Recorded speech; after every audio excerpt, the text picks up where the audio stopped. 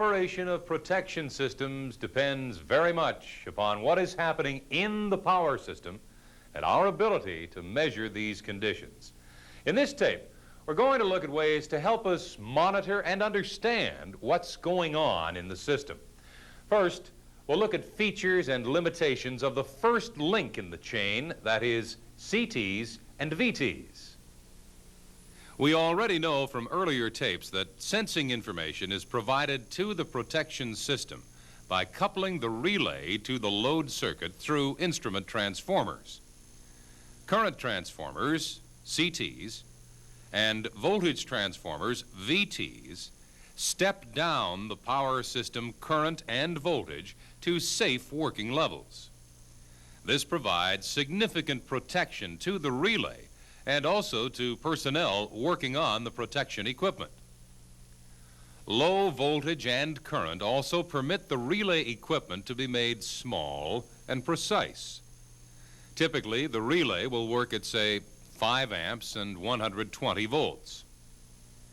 The instrument transformers are a critical component of the protection system, and consequently, they must be accurate.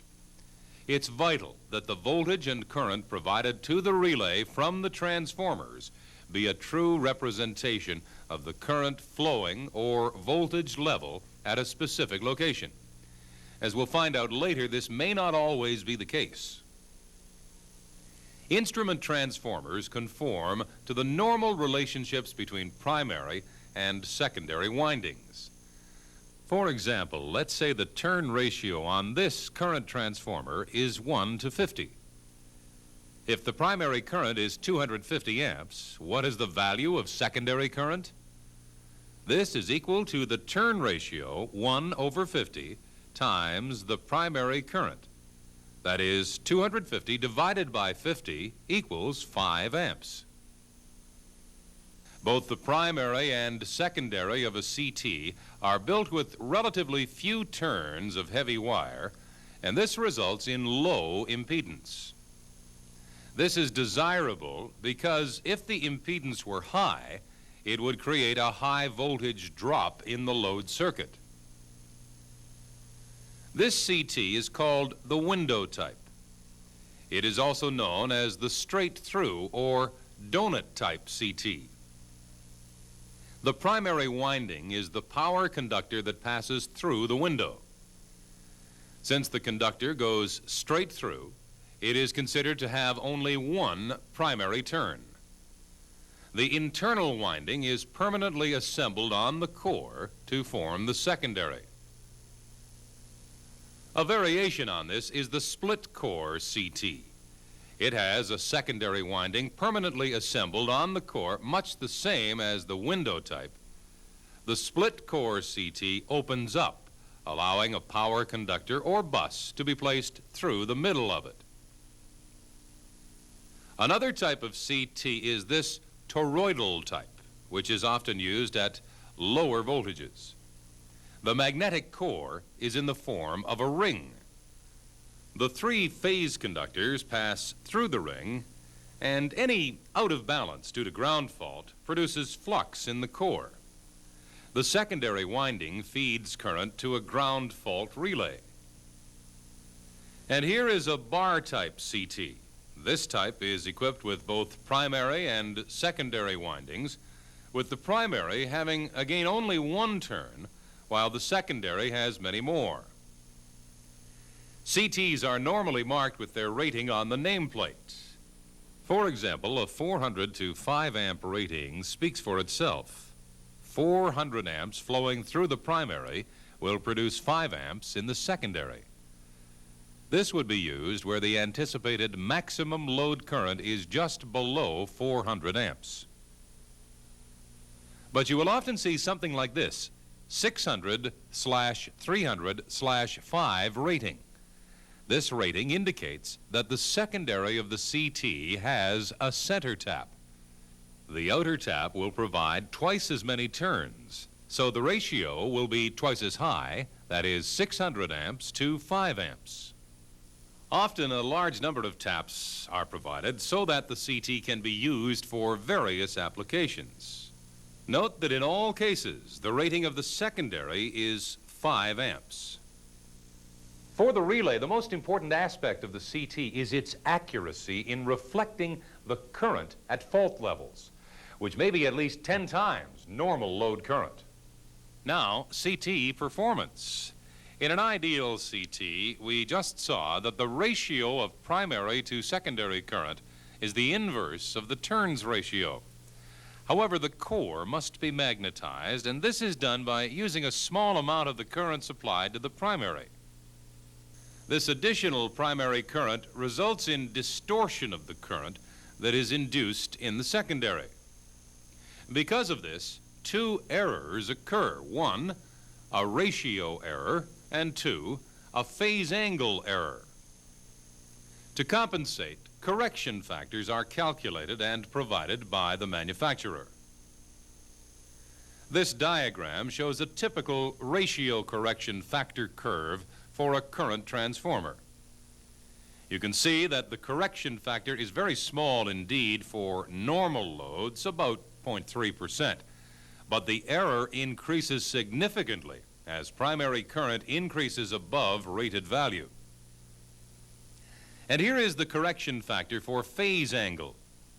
The correction is shown in minutes of a degree. You can see that the error is very small, less than 1 degree. The phase angle error is important in revenue metering, but it really has little effect on relay performance. In fact, for relay operation, we're really concerned that accuracy is good for much higher values of current, say 10 to 20 times normal full load current. Standard classification of CTs is based on allowing 10% error for current flow up to 20 times rated value.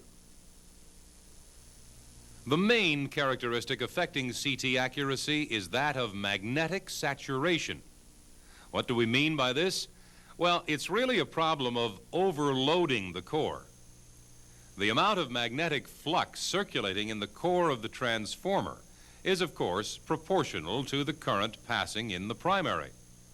When primary load current increases, then magnetic flux in the CT also increases. But there is a limit to how much flux the core can hold, depending upon physical size. At a certain point, the core becomes saturated, and the flux will no longer increase in proportion to the primary current. Consequently, the secondary current will no longer follow its fixed relationship with the primary. Remember, it is the flux which creates the secondary current.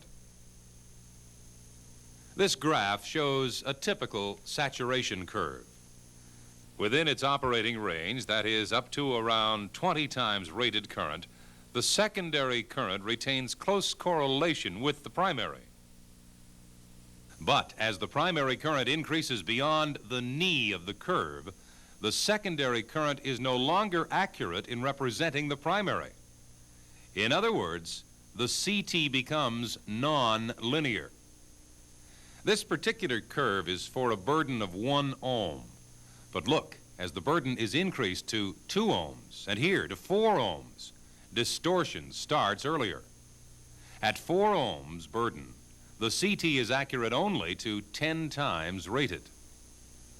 The term burden is used to indicate load on the secondary of an instrument transformer. The accuracy of the CT at high current flow will be considerably reduced if we add too much burden to the CT secondary. This would occur if we added too many relays and other equipment to the secondary of the same CT. By adding more relays, more current coils are connected in series, so increasing the impedance. The transformer must now produce a larger output voltage so as to force the same current through the higher impedance. To achieve this, more flux is needed, and therefore more exciting current is required from the primary. As a result, distortion increases and accuracy of the transformer is reduced. In sum, then, as the burden increases, the overall accuracy of a CT decreases. Remember, rated current on the secondary is normally 5 amps. We need to remember this when interpreting the standard classifications. You'll often see, for example, a CT marked Class C 400V. The 400V refers to the allowable volt drop across the burden to keep within the 10% tolerance. So if we wish to pass 100 amps through the relays, that is 20 times rated current of 5 amps, through the secondary CT, we must limit the burden to 4 ohms. 100 amps times 4 ohms equals 400 volts. In this arrangement, the CT will be 90% accurate at least. For the same CT, if the burden is 8 ohms, the CT would only retain 90% accuracy for up to 50 amps, that is 10 times rated. Now let's turn our attention to voltage transformers, VTs. In many areas, these are called potential transformers, PTs. Either term is recognized and understood. In contrast to the CT, the voltage transformer has primary and secondary windings of many turns, both with high resistance to current flow. As a result of this high impedance, the current flow is very low, and the voltage in the secondary suffers little or no distortion in representing the primary. The secondary voltage is usually 120 volts. Many protection relays require line-to-line voltage as an input. For this case, 2 VTs are used, connected like this. This actually provides an open delta arrangement on the secondary, and thus we have all 3 line-to-line voltages. Where line-to-neutral voltage is required, such as in generator protection, 3 VTs are normally used, connected like this. At higher voltage, say 115 kilovolts and up, instead of connecting the primary across the power system, a coupling capacitor is often used. This is commonly called a CCVT. The string of capacitors is connected line to ground, and the VT primary is connected across one section. That is at lower voltage, but still representative of primary voltage. Now, the VT does not suffer the same problem of saturation as the CT. This is because faults usually cause a voltage reduction, not an increase.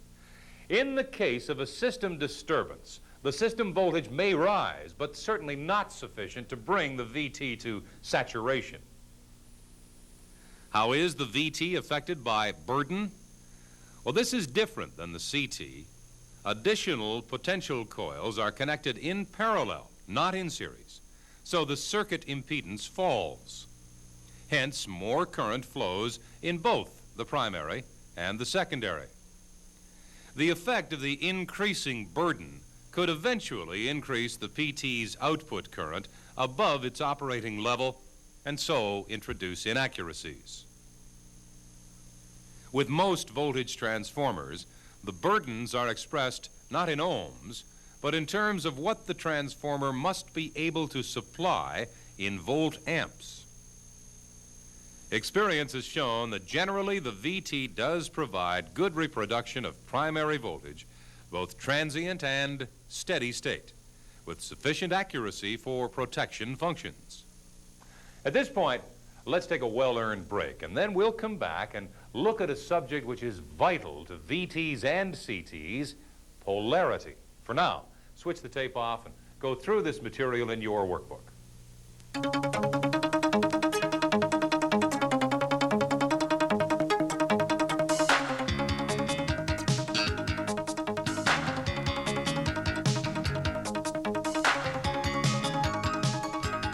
In connecting up instrument transformers to relays, it's obvious that we have to pay particular attention to the direction of current flow, that is, polarity. In discussing polarity in an AC circuit, we are referring to instantaneous values of voltage and current. But what is meant by polarity? As an example, look at this typical transformer. Here, the primary and secondary windings are wound on separate legs of the core. They can be wound in either the same or opposing directions. Note that here, both primary and secondary windings are in the same direction. If the windings are wound in the same direction, the secondary current flows in the same direction as the primary. The polarity of the transformer is termed additive. We can see that current flows out of the secondary winding at the opposite end to current entering the primary. To help identify this, the terminals are marked like this.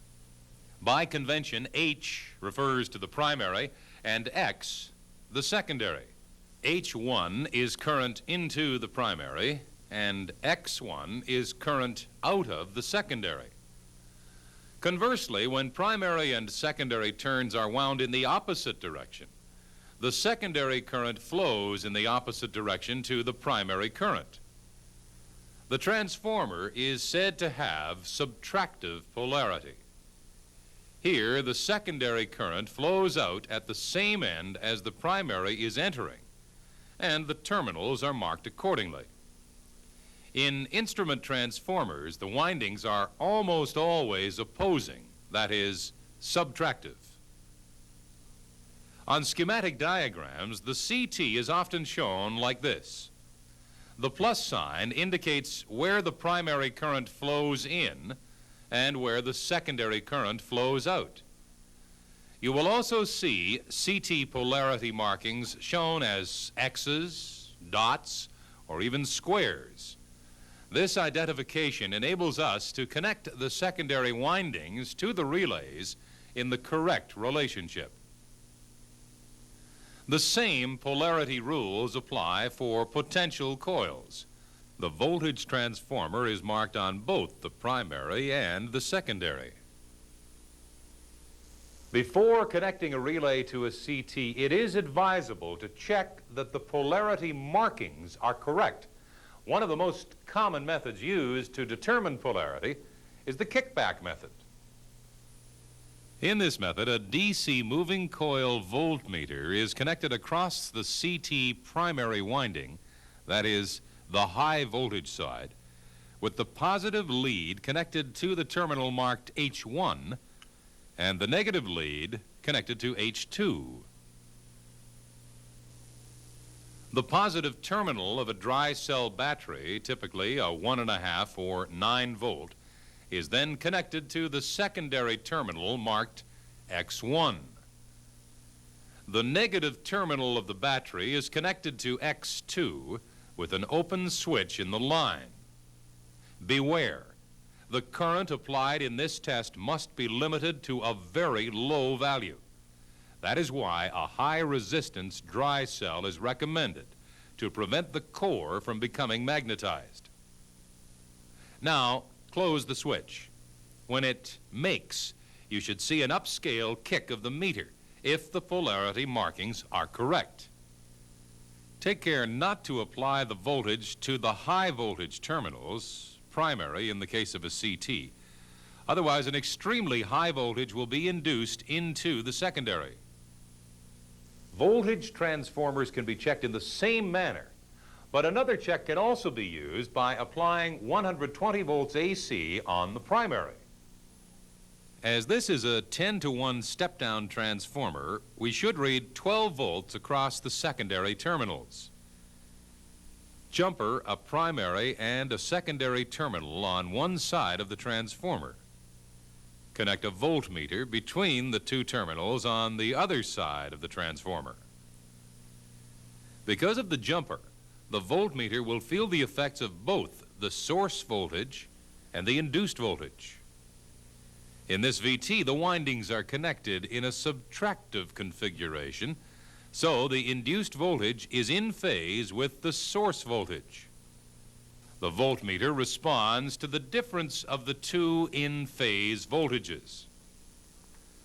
Therefore, on our meter, if the terminal polarity is correct, we should read 120 minus 12 equals 108 volts. For an additive transformer, the induced voltage is out of phase with the source voltage, and therefore we should read 120 plus 12 equals 132 volts. You can see now where the terms additive and subtractive come from in referring to polarity. Of course, there are other ways of checking polarity, and some equipment that's available also checks ratios. Polarity is extremely important when it comes to connecting up three-phase transformers. Let's consider the case of a distribution transformer, say 4,160 volt primary to 416 volt secondary, connected Y-Y. This could be a three-phase unit or three separate single-phase transformers, as shown here. On a single line diagram, this arrangement would probably be shown like this, with the Y-Y symbols indicating the connections. More detail will be shown on the circuit diagram. First, let's look at the primary. The polarities are clearly marked. Here, the positive terminal of each primary is connected to its respective 4,160 volt line, while the negative terminals are connected together to form a common neutral. The line to neutral voltage is 2,400 volts. This forms the Y connection, and the phase relationship for each primary will appear 120 degrees apart, like this. Now remember, there are three separate transformers, each of 10-to-1 ratio. The voltage induced in each secondary, 240 volts, will be in phase with its respective primary. In certain cases, they may be 180 degrees out of phase, but for simplicity, we will consider the secondary voltages in phase. Now look, we have three secondary voltages available, displaced at 120-degree phase angles. They could be connected to form a delta arrangement like this, or a Y connection like this. By following the polarity markings, we now have the correct phase relationships and line-to-line voltage, 416 volts. But suppose we had inadvertently connected, say, phase A the wrong way around.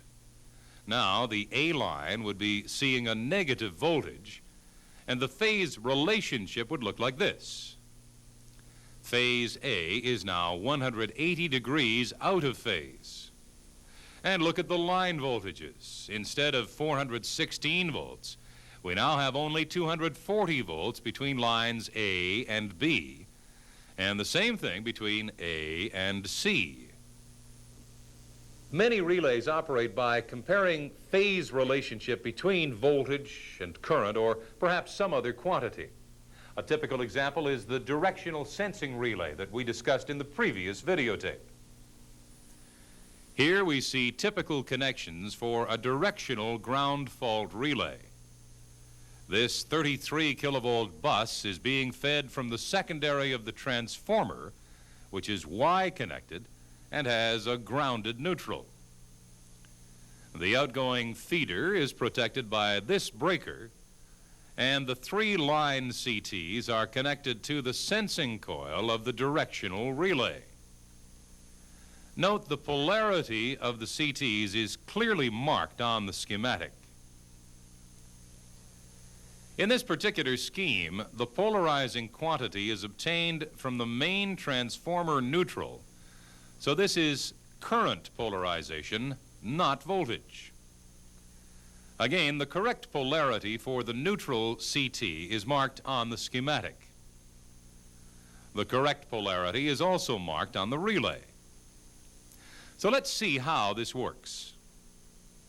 A ground fault on the line would cause a return current to flow up the neutral, and consequently current will flow through the relay polarizing coil in this direction. At the same time, the line CTs will sense the out of balance due to the ground fault, and current will flow through the relay sensing coil in the correct direction to allow the relay to trip. For a ground fault on the bus, the current flow would be in the reverse direction and so block tripping. You can see how important it is to get polarity right when making connections. If either of these relay connections is reversed, the relay would perform completely opposite to our needs. It would allow tripping for ground faults outside the zone and would block tripping for those within the feeder. Okay, so at this point, let's take a break, and then we'll come back and talk about phasor diagrams. For now, switch off the tape and thoroughly go through this material in your workbook.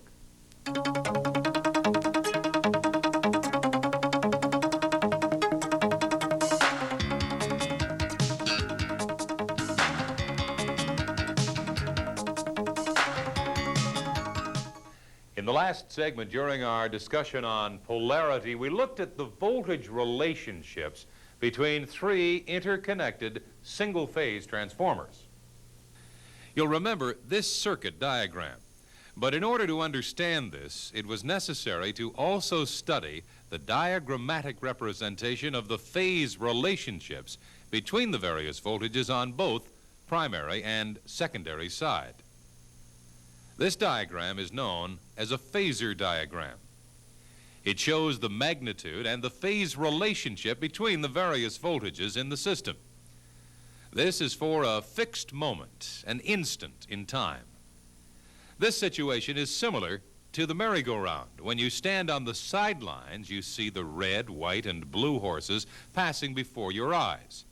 But if you stand on the merry-go-round, all the horses appear to be stationary. Now, let's go back to our phasors.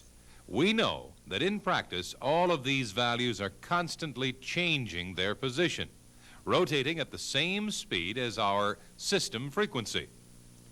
But it is important to note that the relationship between all of the values remains the same. And after all, this is what we are really interested in. So for the purpose of study, it's convenient to hold the rotation and fix all of the values, just as though we are rotating with the phasors. For example, let's look at this simple representation of a single-phase voltage and its associated current. The length of this line is proportional to the voltage, and similarly, current is represented by this line here. Normally, the magnitude represents RMS value of voltage and current, the values indicated by most meters.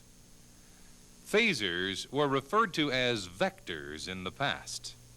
But some years ago, the term phasor was adopted so as to distinguish this diagram from a vector diagram as used in space and surface navigation.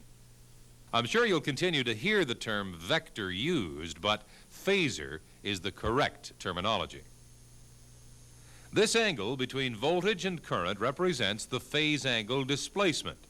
In this case, the current is lagging the voltage. We know this because this arrow shows us that the phasors are rotating in a counterclockwise direction. And from our position in space, we will see the voltage phasor before the current. You may occasionally see the arrow indicating clockwise rotation, but normally the arrow is not shown because the generally accepted standard is that phasors always rotate counterclockwise. Here, we're looking at voltage and current in one phase only. When we add the other two phases, the phasor diagram will look like this. We can see that it is a perfectly balanced system. There is 120 degrees displacement between the voltages of phases A, B, and C. Also, the magnitudes of voltages and currents are the same, and the phase angle between voltage and current is the same in each phase, so we have a balanced load. Bearing in mind the counterclockwise rotation, the phase sequence, or phase rotation as it's sometimes called, is A, B, C. From our position in space, we would see passing in front of our eyes phase A, then B, then C, and then A, and so on. However, some power systems work on a different sequence, A, C, B, and in this case, the phasor diagram would be relabeled like this. This delta Y transformer is feeding a three-phase, four-wire distribution line. A delta Y transformer has a 30-degree shift in voltages and currents between primary and secondary. In fact, as this example will show, the polarity markings and connections shown here have the primary leading the secondary. The neutral is grounded. First, phase relationships on the Y-connected low-voltage side. Plot the phasors for each phase voltage, that is, from line to neutral. Starting with line A, we plot VAN on the vertical reference. Note we could have used a horizontal reference. As this is a Y-connected secondary, we can now draw the other line to neutral voltages, VBN and VCN, each at 120-degree phase displacement. The phase sequence in this case is ABC. Also note, we are using lowercase letters to denote secondary phasors. But what about the line-to-line voltages? For example, line A to B. To get VAB, we go from line A to neutral, VAN, and from neutral to line B, VNB. VNB is the reverse of VBN. So now we must add VAN and VNB to get phasor VAB. We find that VAB is leading VAN by 30 degrees. Similarly, the voltage between lines B and C, that is VBC, is leading VBN by 30 degrees. And the same relationship goes for VCA. Let's now take a look at the relationship for current. Considering the load to be at unity power factor, we know that the line current IA is in phase with the line to neutral voltage VAN. So we can draw the IA phasor along phasor VAN. Similarly, IB is in phase with VBN, and IC is in phase with VCN. Of course, if the power factor is, say, 0.95 lagging, then all of the currents will be offset by 18 degrees. So much for the secondary. But let's move over now and draw the phasor diagram for the primary of this transformer. Usually, the primary and secondary phasors are drawn on the same diagram, but in this case, for clarity, we'll construct a separate phasor diagram. Note that the primary is connected in delta. Phase A is connected between line A and C, phase B between line B and A, and phase C between line C and B. Now remember, for each phase winding of this transformer, the voltage on the primary and secondary sides must be in phase as they are wound together on the same leg of the core.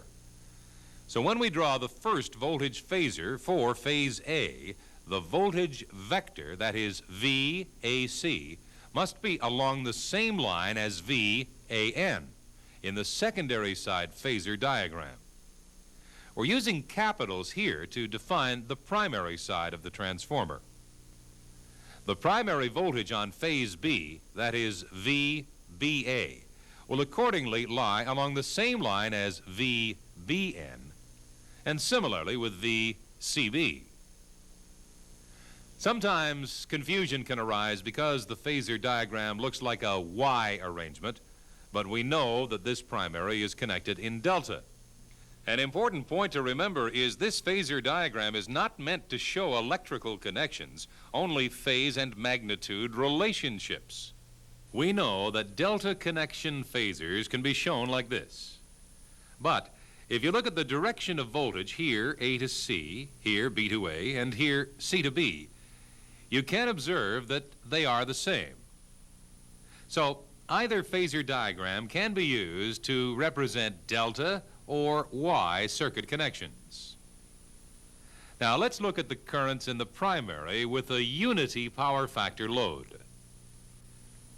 Clearly in phase A, IAC primary is in phase with IA secondary. Similarly, IBA primary is in phase with IB secondary. And likewise, ICB is in phase with IC. Therefore, IAC is drawn on the phasor diagram in phase with IA, and IBA is drawn in phase with IB. Similarly, ICB is drawn in phase with IC. But what is the current in line A, that is IA? Well, look, clearly the line current IA is the sum of the phase currents IAC and IAB, which is the reverse of IBA. Therefore, plot IAB on the phasor diagram and add IAC, which gives IA. We find by inspection that the line current IA will be 30 degrees ahead of its respective phase voltage VAC. Similarly with line currents IB and IC. IB equals IBA minus ICB, and IC equals ICB minus IAC.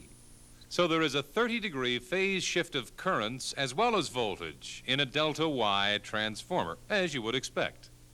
The line current IA in the Y-connected secondary is 30 degrees lagging the line current IA in the delta-connected primary side. Comparing the phasor diagrams, we can study the relationship between primary and secondary voltages. First, for clarity, remove all primary currents. Then superimpose the secondary line-to-line voltages on the primary voltages. Then reverse CA to AC, AB to BA, and so on. Look, now VAC secondary is lagging VAC primary by 30 degrees. And the same thing goes for the other line-to-line voltages. This is an important conclusion. This delta Y connection produces a phase shift of 30 degrees. Moving from high voltage delta to low voltage Y provides a 30-degree lag, and vice versa. This is, in fact, in accordance with the ANSI IEEE standard, which states that for Y delta or delta Y transformers, the high voltage side should lead the corresponding low voltage side by 30 degrees. Now, if the transformer is Y delta, then different connections must be made to achieve the 30-degree lag on the low voltage side. Here we see the arrangement and the corresponding voltage phasors. You can see that the secondary phase voltage VAB is wound on the same leg as the primary VAN. So they can be drawn on the same phasor. But look, the primary line-to-line voltage VAB is 30 degrees in advance of secondary line-to-line VAB. Similarly with VBC and VCA. So the ANSI rule has been observed. The high side voltages lead the low side by 30 degrees. Now, I am sure you can see, even from this relatively simple example, just how useful the phasor diagram is. To simplify matters, we have generally been looking at the unity power factor situation, but clearly the diagram can be used to show the effect of different power factors. Also, the effect of unbalanced load, both the magnitude and phase displacement. The phasor diagram is indeed a very valuable tool, and we'll frequently make use of this in our future studies. I'm sure you'll be pleased to know that we have included several examples for you to work through in your workbook. For now, let's take a break. Please switch off the videotape and thoroughly review this material in your workbook.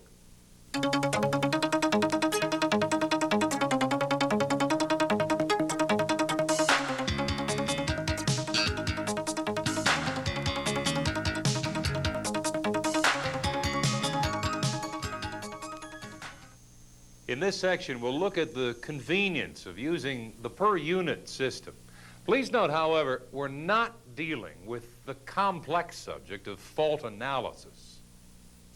For example, in this simple system, the 220 MVA generator supplies the load at bus B by feeding power through the two transformers and the connecting transmission lines. Note that we have several different voltage levels: 23 kV at the generator terminals, 230 kV along this transmission line, and 115 kV to the load. Now suppose there is a direct three-phase fault on line B close to the load. The voltage between phases at the fault will fall to 0, as there is a dead short circuit between them. But the generator will continue to feed the fault, and the only resistance to current flow is the total impedance of this circuit. That is the sum of the impedance of each transformer, of the line conductors, and also the generator winding itself. You will remember we discussed this in the first tape in the series. But how do we know, or how can we find out, the value of impedance for each item of equipment? Well, quite simply, it's usually marked on the schematic and also on the nameplate of the equipment itself. A typical example is this transformer. The nameplate shows that it's rated at 46 MVA, 230 kV primary, 115 kV secondary. The impedance is indicated as 10%. But shouldn't the impedance be indicated in ohms? Well, the answer is yes and no. Not necessarily, and I'll show you what I mean. If we do need to calculate ohmic impedance, we must remember the relationships between VA, voltage, current, and impedance. First, VA, voltage times current, and that equals voltage times voltage over impedance Z, or V squared over Z. By transposing, we find that Z, impedance, equals V squared divided by voltamps. In terms of the power system, impedance per phase equals KV squared divided by MVA. In this expression, the KV and MVA units are quite compatible because we are squaring the KV and so bringing another 3 zeros into the top line. And by using line-to-line voltage, we get impedance per phase. The MVA value is total three-phase. Verify these units using your workbook. Using this expression, we can calculate the impedance of the load, including line impedance being fed by the 46 MVA transformer. The ohmic impedance of the circuit under rated load equals 115 kV squared divided by 46 MVA equals 287.5 ohms. The nameplate informs us that the short circuit internal impedance of the transformer is 10% of the rated circuit impedance. So if a three-phase fault occurs at the transformer terminals, the impedance will fall to 10% of that 287.5, that is 28.75 ohms. This is the internal impedance per phase of the transformer. But wait a minute, we may just as well have inserted the 230 kilovolt value for the transformer voltage instead of 115 kV. In this case, the ohmic impedance would come out to 230 kV squared divided by 46 MVA times 10% equals 115 ohms. This is an important conclusion. The ohmic impedance of the transformer is much lower when measured or seen from the low voltage side.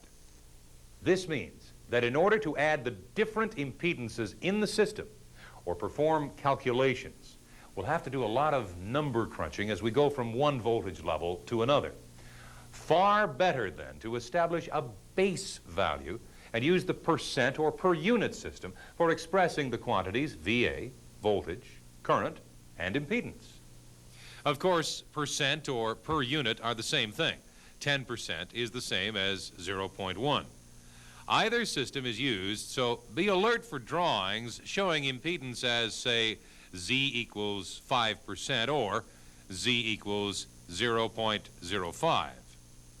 Incidentally, the drawings will more often indicate the per unit values for X, that is, reactance, instead of Z, impedance. This is because, from the point of view of fault calculations, most of the impedance is made up of reactance. Also, it is more correct to arithmetically add reactances than impedances, which may be at different phase angles. Either way, the difference is not significant. Hence, the use of X values is quite acceptable and satisfactory. So now that we've established the utility of the per unit system, let's look a little closer. Usually, base voltage and base voltamperes are chosen arbitrarily, and then base impedance and base current are derived from these. Base voltage should be chosen to be the nominal voltage in particular parts of a system. In our example, that would be 23 kV, 230 kV, and 115 kV, base voltage for these specific areas. Clearly, we will have several different voltage bases on most power systems. For example, an actual voltage of 255 kV divided by 230 kV base voltage gives us 1.1 per unit. On the other hand, a voltage of 110 kV on a 115 kV base gives a per unit value of 0.96 per unit. So you can see another advantage to using per unit quantities. Under normal operating conditions, all system voltages are close to 1 per unit, so errors in the calculations and system abnormalities are easier to spot. It is important to remember that the base voltage always indicates three-phase line-to-line volts, not line-to-neutral. The value for base voltamperes is chosen arbitrarily, and it must be used consistently throughout all of the calculations. Unlike the voltage base, there is only one base voltamperes to be used throughout the whole system. This is very often chosen to be 100 MVA. 100 MVA is a nominal magnitude for most power systems and a number easy to work with. This base is used for both megawatts and megavars. For example, 250 MW would be 250 MW actual power divided by 100 MVA base power, or 2.5 per unit. Similarly, 90 MVAR would be 90 MVAR's actual reactive flow divided by, again, 100 MVA base power, or 0.9 per unit. If the value for base impedance is required for any area of the system, it can be derived from the voltage and power bases. This is the expression: base impedance equals base kV voltage squared divided by the MVA base. However, we can very easily calculate the per unit values directly.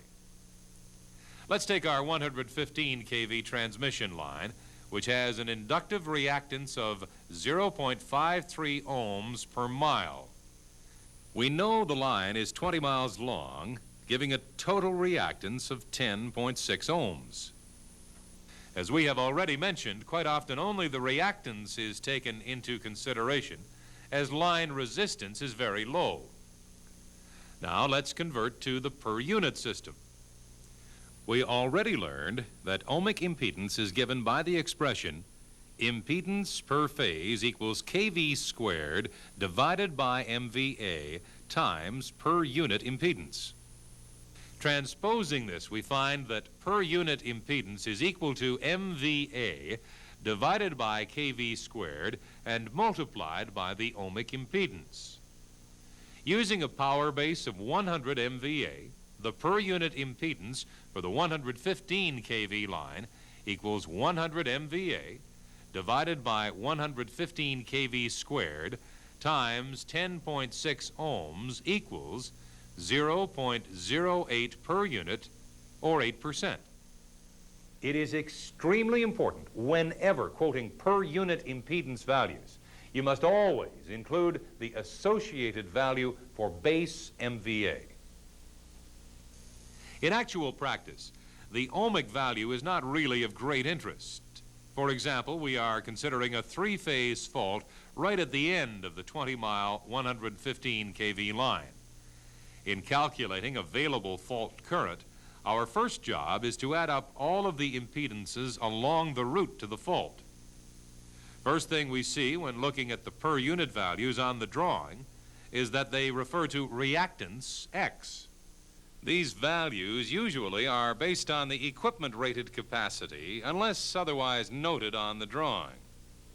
So we have to remember to convert equipment per unit reactance to the selected 100 MVA base. Let's do this. The generator transient reactance is given as 0.16 per unit. The term transient refers to the changing conditions which occur initially during a fault. The generator is rated at 220 MVA, so in order to bring the reactance to our common 100 MVA base, we must multiply by 100 and divide by 220. The corrected value is 0.073 per unit. Mark this on the diagram. Similarly, the step-up transformer reactance, 6%, must be reduced from 250 MVA to 100 MVA base. This gives us 0.024 per unit reactance. The 230 kV transmission line indicates per unit reactance of 0.25 on a 250 MVA base. This converts to 0.1 on the 100 MVA base. We already know the impedance, let's call it reactance value for this transformer, 10% at 46 MVA. That is 0.217 per unit on a base of 100 MVA. The 115 kV line we already calculated as 0.08 on a 100 MVA base. So, what do we do now with all of these 100 MVA base values of reactance? Well, as the fault is at the end of the line, summating gives us a total per unit reactance to the fault of 0.494. And remember, this is calculated on a base of 100 MVA. This means that when a fault occurs on the end of the line, the circuit impedance will fall to 0.494 of its value at 100 MVA load.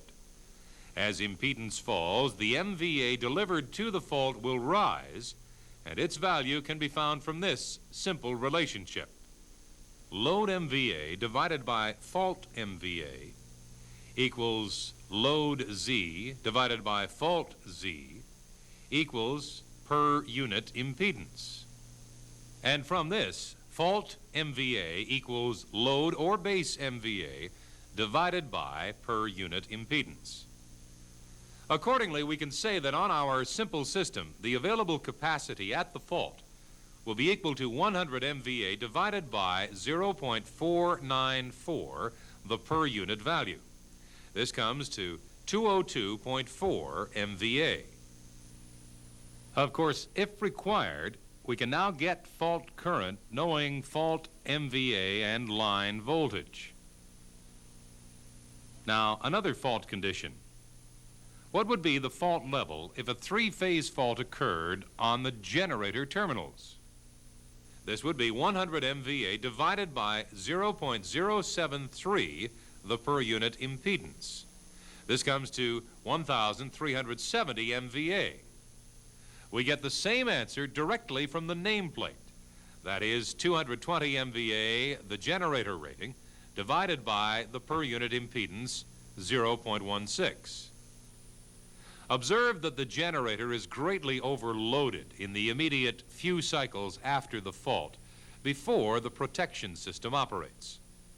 I must emphasize at this point that we are not trying to show you how to carry out fault calculations, but rather the advantages of the per unit system. As you well know, fault calculations are far more complex. We will, in fact, be looking more closely at fault characteristics in the next tape.